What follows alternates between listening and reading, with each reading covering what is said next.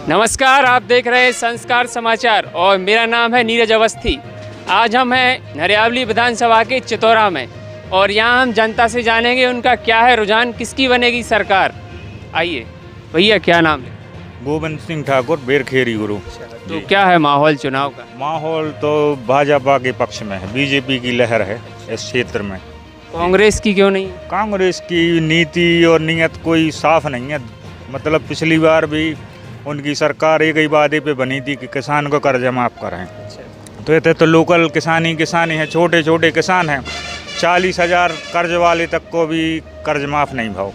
एक ही वादे पे उनकी दोबारा एक बहुत बड़े नेता थे, उनके बड़े बड़े रिकॉर्ड थे, वो वादा पैसे उनको भी रिकॉर्ड टूट गए। ज्योतिरादित्य सिंधिया को वे भी चुनाव हार गए, इस उनने भी कांग्रेस छोड़ दी। मतलब उनके पास ना नेता है, ना नीयत है, ना नीति है। मतलब कोई ऐसे क्षेत्र में प्रभावशाली व्यक्ति भी नहीं है उनके साथ। विधायक जी हैं प्रदीप लारिया जी। सज्जन आदमी हैं और पब्लिक को लेके चलाते हैं और बहुत व्यवहारिक आदमी हैं। विकास हुआ है आपके? बहुत ज़्यादा विकास हुआ है और हम चाहते हैं इस बार हमारे विधायक जी मंत्री बने तो और ज़्यादा विकास हो। ये जनता की आवाज़ है, विधायक जी को मंत्री बनाना चाहते हैं और भी लोगों से बात करेंगे हम। दादाजी क्या कहना चाहेंगे? मैं कैलाश मिश्रा, ग्राम पिपरिया रामबन का रहने वाला हूँ। और किसकी बन रही है सरकार? सरकार बीजेपी की। बीजेपी की बन जी, और बीजेपी की बनना बहुत ज़रूरी भी है। क्या वजह है? वजह इसलिए बीजेपी की सरकार में हमारे विधायक जी प्रदीप लारिया जी हैं, से सबको साथ लेके चल, सबको साथ लेके चलते, इसलिए बीजेपी की सरकार बनना बहुत ज़रूरी है। और कांग्रेस की स्थिति क्या है? कांग्रेस की स्थिति बिल्कुल गड़बड़।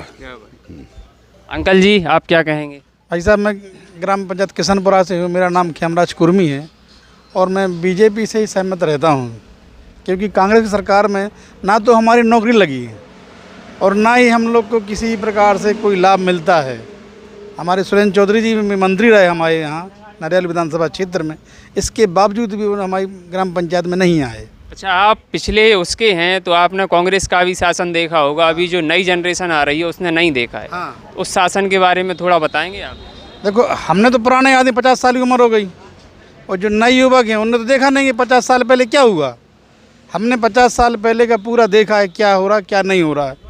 तो हमारे यहाँ आज तक कांग्रेस ने किसी भी प्रकार का कोई भी लाभ नहीं दिया, इससे हम लोग उससे असंतुष्ट हैं। और बीजेपी की सरकार ने, हमारे प्रदीप लारिया ने जो बात हम लोगों ने रखी है वो हम लोग के समक्ष करी है और सुनी है और सुनते चले आ रहे हैं, इसलिए हम उनसे खुश हैं। ये जनता की राय है, हम कुछ और लोगों से जानते हैं। हाँ भैया, आप कहाँ से? क्या नाम लिख? गुरु से है, चंद्र कुमार पारासर। अच्छा, बेरखेरी गुरु में हम रहते हैं। और भारतीय जनता पार्टी जो है सबका साथ और सबका विश्वास और सबके साथ रहने वाले हैं, इसलिए इस क्षेत्र में नरियावली विधानसभा क्षेत्र में काफ़ी विकास हुआ है माननीय प्रदीप लारिया जी के द्वारा।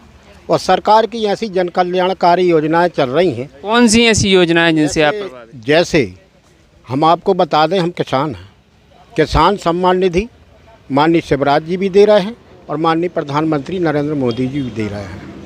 ये किसानों की बात हुई। रही गरीबों की बात, तो आवास योजना हमारे गरीब परिवारों के लिए मिल रही है।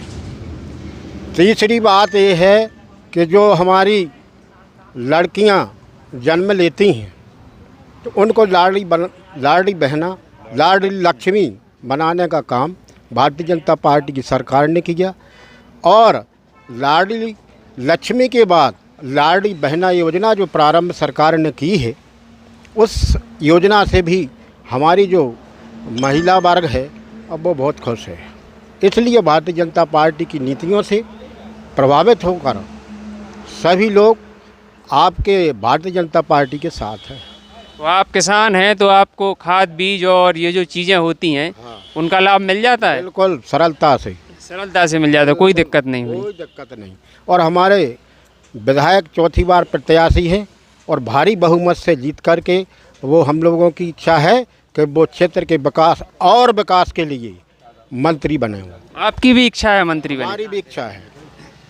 चलिए बताइए भैया, आप कहाँ से? मेरा नाम गजन सिंह ठाकुर है। मैं नरियावली विधानसभा के अंतर्गत जो ग्राम बन्नाद है वहाँ का है। कौन कांग्रेस आ रही है क्या? कांग्रेस के आने का कोई एक अच्छा कारण बता दे, कोई भी एक अच्छा कारण। आप बीजेपी का बता दो। बीजेपी के अगर सब मध्य प्रदेश के अंदर जब आप पेट के अंदर आते हैं तो मध्य प्रदेश सरकार अपनी गोद में ले लेती है और आपके जीने पैदा होने से मरने तक की अगर पूरी दुनिया के अंदर कोई सरकार काम करती तो मध्य प्रदेश की भाजपा सरकार काम करती है।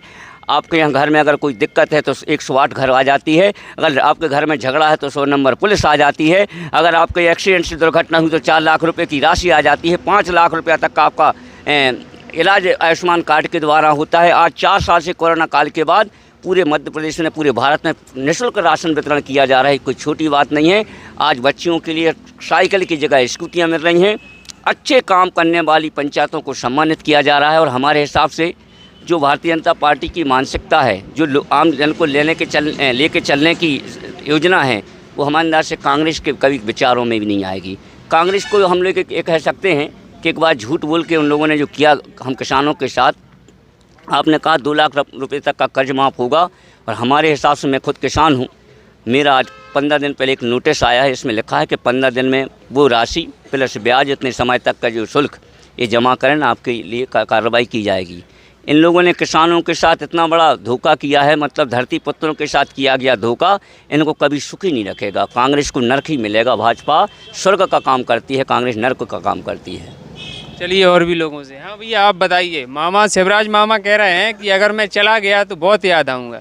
क्या समझते हैं आप, जा रहे हैं क्या? वो असंभव क्या है कि बीजेपी की नीति सही है और अभी तक 2003 के बाद जो विकास की दृष्टि से आप पूरे मध्य प्रदेश को देखें तो उसमें कहीं आप कोई खूबी नहीं निकाल सकते। जो भी है 15 महीना की कांग्रेस की गवर्नमेंट जो बनी थी उसमें देख लें, हमारे यहाँ के रोड जो थोड़े से पेंडिंग में पड़े थे आचार संहिता के कारण, जो कंप्लीट नहीं हो पाए थे, उनमें गाड़ियाँ 1-1 फुट अंदर समा जाती थीं। और ये 15 महीने की गवर्नमेंट ने लोगों ने देख भी लिया है कि अगर कांग्रेस आती है तो 5 साल में क्या स्थिति बनेगी। इसीलिए भाजपा का आना ज़रूरी है। ये जनता की राय है और ये आप सब देख रहे हैं किस तरह से यहाँ पे माहौल है। बने रहिए संस्कार समाचार पर।